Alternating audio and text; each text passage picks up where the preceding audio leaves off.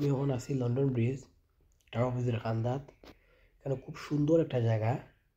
আর লন্ডনের বার খান থেকে মানুষ এখানে ট্রাভেলিং হয়। খুব ভালো একটা জায়গা আর খুব সুন্দর রিভারের খান্দাত।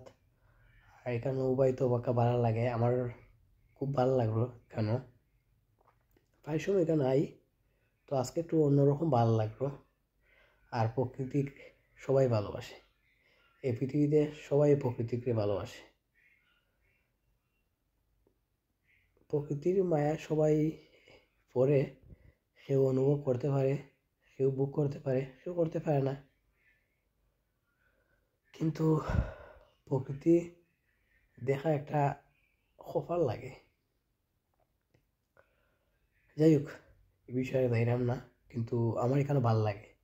আমি তো গরিব মানুষ, যেখানে আমার সামর্থ্য এখানে আমি চাই, এর বেশি আমার পাওয়া সম্ভব না।